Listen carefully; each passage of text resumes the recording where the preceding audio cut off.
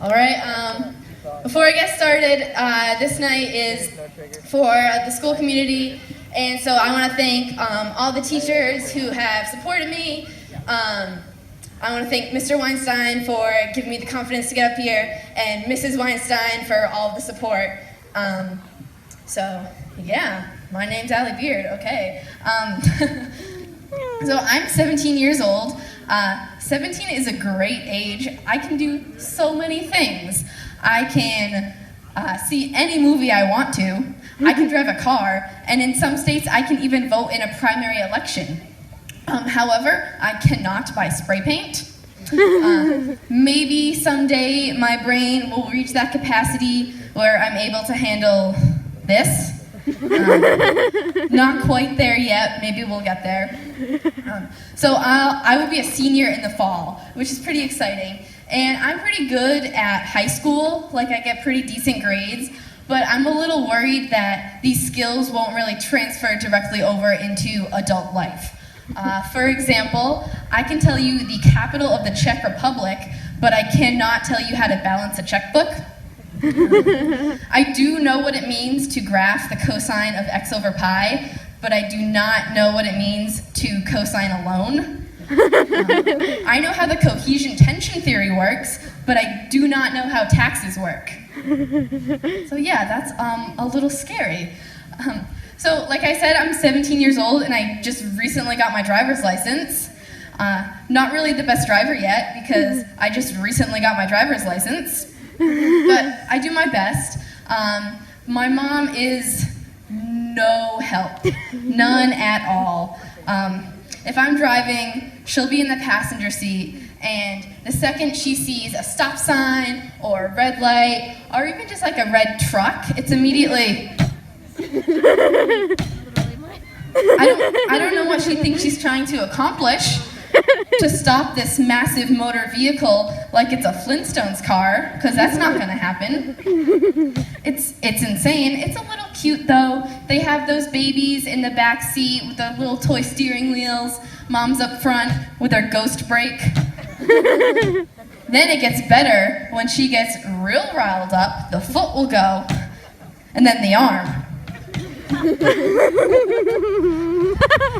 She's just flailing her limbs aimlessly like an adult-sized toddler.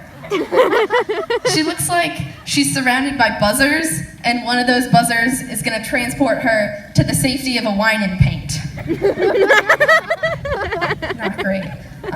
My mom is a little bit overprotective. So I work at Morin's Diner. Fun fact about Morin's, it's been around since 1911, which is almost as long as some of the customers. But I live less than a mile from Morin's, and Mom still makes me drive there every time car doors locked, windows rolled up. I guess there's some creepy stuff going on outside of Christopher Heights, I don't know. But I'm trying to get inside her head and think, what is her worst case scenario? Like, what does she think is possibly going to happen? And I'm picturing this guy dressed like the Hamburglar. He's got a hunched back, and he's perched himself up onto an awning. He's got his grand piano up here with him. He's just waiting. 4:15 on a Tuesday afternoon. Here comes my favorite minimum wage worker strutting on down the sidewalk. I'm gonna get her. Snip, boom, piano. But that's not gonna happen. That's a waste of a great piano. He probably saved his whole life for that thing. That's not how it works. I have realized recently that I'm a lot like my dog. That's a compliment to me. Thank you. I took my dog to the dog park, and instead of, doing the dog thing, frolicking around and making some new puppy friends, she sat in the corner by herself and waited until it was time to go home. I can't really blame her too much, though, because that is exactly what I do when I'm at school every day, surrounded by other people. So my dog and I are both terrified of our own kind. We're a perfect match. To solve this problem, I started going to the dog park by myself without a dog. It's amazing. I would recommend it. I can just kind of run around touching all the stranger dogs, pretend their owners don't exist. It's great, because if I were to do this at a children's park, I would probably be arrested. But at the dog park, it's perfectly legal. I really like dogs. Sometimes people ask me, how much do I like dogs? Well, then I think the only way my mom can convince me to come to Thanksgiving is by reminding me that Nana has a dog. So I guess I like dogs a little bit more than my own family. Just a little. So in my free time, as kind of a hobby of mine, I like to be a badass. Not like the traditional kind of badass. I don't know if I'm allowed to say that. Bad A word, sorry. Not like in the sense of like shoplifting or doing drugs. I don't even think I can really do drugs yet because my mom still cuts my toenails. Haven't really reached that threshold. I feel like it's like mom stops cutting your toenails, and then you can do drugs, and then you can buy spray paint. I'm so close. No, I'm like a bad A word in the sense that I will sometimes disregard warning labels. For example, I've eaten my fair share of Play-Doh. Play-Doh's warning label right there in the slogan. Play-Doh, fun to play with, not to eat. Okay.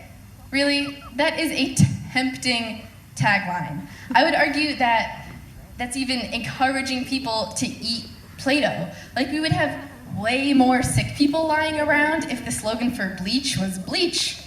Fun to clean with, not to drink. I know some people don't really believe in evolution or survival of the fittest or science. But I witnessed it firsthand last week. I watched a bird die. This bird kamikazed itself into my living room window and then hit the ground faster than your scared aunt at a bank robbery. It was sad, but this bird was dumb. I don't even have one of those fancy Windex commercial clean windows. Like, no, my windows look like those fake cobwebs you buy at Halloween. It's like smushed together and put in a window pane. Yeah, so I felt bad, but not as bad as I would have if this dumb bird had survived and passed its dumb bird genes onto the future generation of birds. We can't have that happening. If all the dumb cavemen had survived, we would still be walking around with the unwaxed eyebrows, eating rocks and trying to make cheetah print work. No, we need evolution. So I just want to finish up by thanking everyone who supports me. Thank you all my teachers and all my family. Most importantly, thank you to my dad. My dad is the reason I get out of bed in the morning. No. Not like, oh, I love my dad. No, not like that. My dad has night terrors. Yeah. So I have to physically get out of bed to go wake him up. He's a yeller. I feel like he's devolved back to caveman times, and yelling in his sleep is his way of warding off any bison or bears that happen to be roaming the streets of Attleboro at night. I don't know, you can go ask him. But my favorite part of night is when he surpasses the night terror and moves into the night fantasy. Might not be what you think. I woke up one time to this. This is real. Ricotta. Parmesan. Swiss and American. It's all here, baby. Can't really blame my dad. We've all had dreams about our best friend. Thank you so much. I'm Allie Beard.